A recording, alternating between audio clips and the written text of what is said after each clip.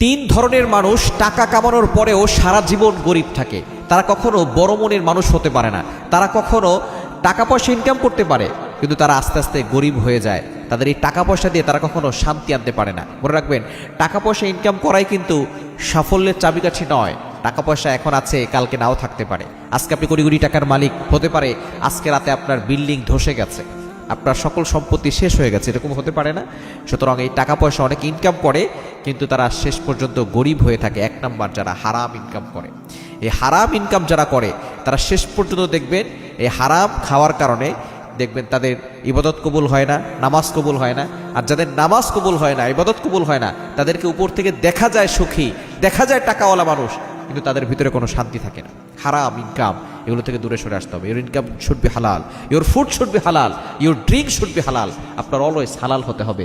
হারাম ভক্ষণ করবেন, হারাম ইনকাম করবেন, দেখবেন আপনি দেখছেন যে বড়লোক হচ্ছেন, কিন্তু এই টাকা পয়সা দিয়ে সুখ কিনতে পারবেন না।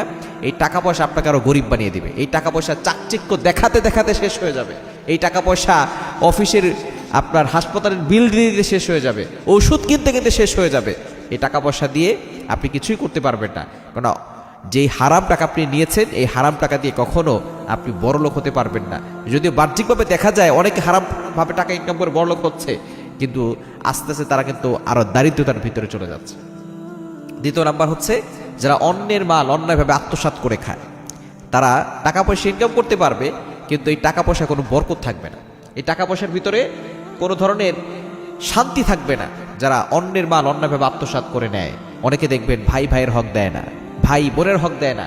অনেক ভাই এমন আছে 5 ওয়াক্ত নামাজ পড়ে, ইমাম সাহেবের পিছনে নামাজ পড়ে, কিন্তু বোনের হক না দিয়ে বোনের হক মেরে খেয়ে হাজির সাহেব হজ করে আসছে, এরকম মুসল্লি আছে না নাই? এজন্য খবরদার, অন্যের মাল কখনো আত্মসাৎ করে খাবেন না, কারণ আপনার এই সব কিছু একদিন দুনিয়াতে রেখেই চলে যেতে হবে। কিচ্ছু নিয়ে যেতে পারবো না। এই রঙিন কাপড় ছাড়তে হবে, সাদা কাফন পরতে হবে। আপনি যেখানেই থাকেন না কেন, যেই পরিস্থিতি থাকেন না কেন, এই সব কিছু ছেড়ে একদিন চলে যেতে হবে। এজন্য কেউ যদি কিছু পায় সেটা দিয়ে দেন, টাকা পয়সা পায় দিয়ে দেন, সম্পদ পায় দিয়ে দেন, কেননা একদিন চলে যেতে হবে। কাফনের কিন্তু কোনো পকেট নেই, কিচ্ছু কবরে নিয়ে যেতে পারবো না। এজন্য আসুন, কারো অন্যায়ভাবে কারো মাল আত্মসাৎ করে খাবো না, এটা ওয়াদা করবো, আল্লাহকে কমিটমেন্ট দিব যে না, আল্লাহ এটা কখনো করবো না। যাদেরটা নিয়েছেন তাদেরটা ফেরত দিয়ে দেন। এবং 3 নাম্বার, অন্যের মনে কষ্ট দিয়ে আপনি কখনো শান্তি পাবেন না। যারা মানুষকে কষ্ট দেয় বিভিন্নভাবে, সেটা কথার মাধ্যমে হোক, কাজের মাধ্যমে হোক, ব্যবহারের মাধ্যমে হোক, যেভাবে হোক আপনি কষ্ট দিয়েছেন, টাকা পয়সা ইনকাম করতে পারবেন, কিন্তু আপনি শান্তি পাবেন না। আপনি আস্তে আস্তে আরো গরিব হয়ে যাবেন। মনের দিক থেকে আপনি গরিব হবেন, আপনি বড়লোক হতে পারবেন না। এজন্য অবশ্যই এই 3টি কাজ থেকে আমাদেরকে দূরে সরে আসতে হবে।